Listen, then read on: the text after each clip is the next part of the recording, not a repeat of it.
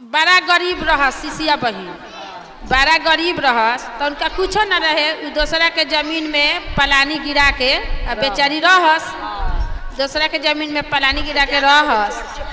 तो का भइल कि साँझ बारत रहस, सुनी लगन सिसिया बहिन, साँझ जब साँझ बारत रहस तो का भइल कि का जानी में माने सुतरी उतरी रहे कि का रहे, तो उ सिसिया बहन साँझ देखा के आ ले जात रहस घर मरई में रखेला। तले तो उनकरा सुतरी में आग धले लग तो सब उनकर मरई उड़ई जर गल मरई उड़ई। तो का कैली कि जमीन वाला जेकर रहे से जमीन ला के कहता के हमारे जमीन में से तू निकल जा कि हम अब घर बना के रह। तो अब कहली कि अब कहाँ जाई, अब तो जमीनों वाला निकाल दिलक, अब कहाँ जाई। तो अपने में राय दोनों बेकत कैलक लो कि अब कहूँ न चले के चली हमरा नहियर, कि नहियर जाता नहीं, हमारा नहियर बहुत जमीन बा कि नहियरों में दे दी लोग तो तनी हम अपन मरई गिरा के आ रह जाए। तो का कैली कि नहियर गईली तो लड़का अपन एगो बेटा रहन, बेटा के छोड़ देली आ नैहर गईली। तो नैहर गईली तो कहतारी बाबूजी से कि तो जाके बाबूजी से कहतारी का कि हम तो हे कहिला पापा जी हमार रे कि ए पापा दे दाना टूटली मरैया रे, जान जान दे दाना टूटली मरैया रे।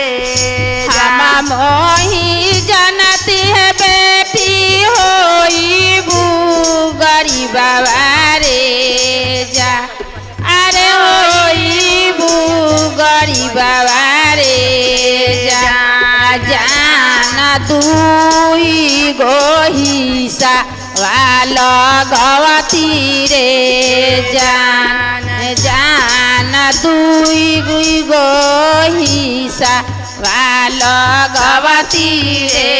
अरे माई बढ़ई रे, जा माई दे दाना टूटली पलनिया रे, जा माई दे दाना टूटली पलनिया रे। हम मोही जनती है बेटी होई बू गरीबा रे, जान होई बू गरीबा रे, जान दुई गो हिस्सा वाला गवती रे, जान दुई गो हिस्सा वाला गवती रे। बेटी चली जाना भैया के पाजरवा रे, हम तो से पूछिला भैया बड़ई तारे, अरे भैया बड़ई तारे, भैया दे दाना टूटली पलनिया रे, दे दाना टूटली पलनिया रे। हम तोरा के कैसे हम दीवनी टूटली पलनिया रे, बनी चली जाना भाभी के पाजरवा रे, जान चली जाना भाभी के पाजरवा रे। आता ना बचन भाभी सुनहु ना पैली रे, जान मारे लगली झरुए उनका दुआरिया पर भैया बहिनी चलियो त गईली रे जाना एक लोटा पनियो लागी रे नहीं भौजी पूछली रे जाने झारुए मार के नदी के खेदाली रे जाना झारुए मार के नदी के पूछली रे। जब ननद के एक लोटा पानी लाने पूछली आ झारुए मार के रास्ता धरा दिली। अब कौनो अथी नहीं लौकत हमसे के रास्ता, कौनो साधन नहीं लौकता तो चले के गुरुजी के चर्चा होखता, चले के वही में तो गैलक लोग तो प्रसादी गुरुजी के बताए लगल तो लेलक लोग दोनों बेकत आ गैलक लोग। तब बेटा कहता के माई ममहर से चल अयलू आ तो हाँ बउआ चल अनी कि ममहर में नहीं करनी चर्चा में करनी है। आई दोनों हाँ आई दोनों बेकत अपना में बतिया लेलक लोग कि लड़का सबसे ने कहल जाए कि तोरा ममहर गरनी है। तो जब चर्चा में गैलक लोग यहाँ से प्रसादी लेके तब बेटा के दिली अपने खैली मर्द के दे दिली।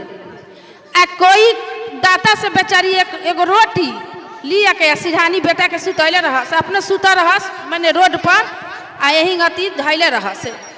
तो साधु का रूप धके आ शिव गुरु गैलन। हाँ गैलन तो कहतन कि ए अथी दरबार कोई बा आ तो का कहती है बाबा आ तो कुछ भीछा लिया आ तो ए बाबा हमरा कुछो नहीं खे कि रौरा के हम दीही आ तो बानू आ तो कुछ नहीं खे कि हम दी। हम तो देखा तनी के रोड पर सुतल बानी, एगो दूसरा के जमीन में परो परानी रहलक है तो गिर गईलक जर गईलक आ जमीन वाला निकाल दिलक।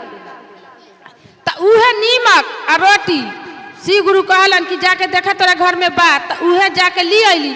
तो कहली कि ए बाबा है तो बाटे अरे कुछ हमरा घर में नहीं खे आ तो ए बच्चा तुम ले जाओ कि हम नहीं खाएंगी, एक लोटा पानी ले आओ हम पी ली।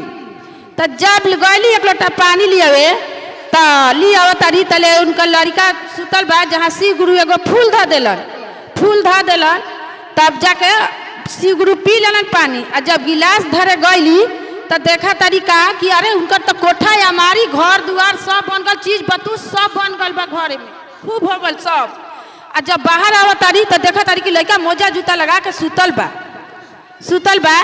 तब जाके जब नैहर उनकर जब शिव गुरु इतना इनका के कर दिलन तब उनका नैहर माने धीरे धीरे जितना संपत्ति जो रहे से सब बिलाई लावता।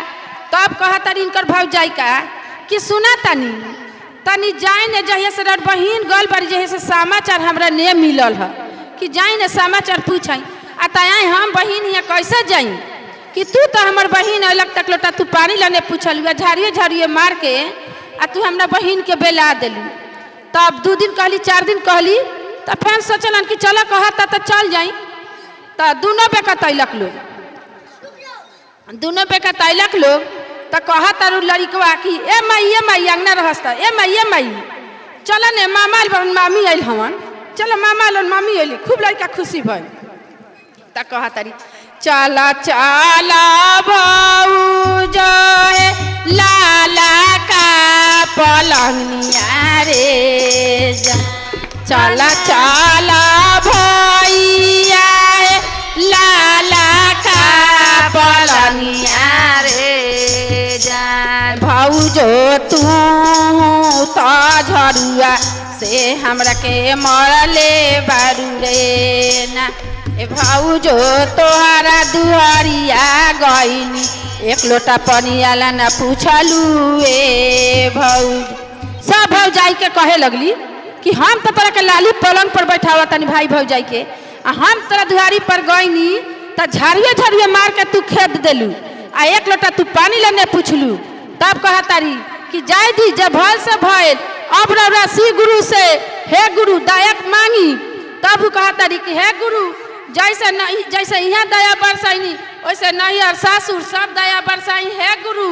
तेकरा पर से का कहली कि दया मांगे लगली जही अति वहाँ बढ़ंती रहे से बढ़े लागल आ ये लोग ननद भौजाई एक हो गई लोग। हर हर हर हर महादेव दया करी गुरुदेव मैया पार्वती।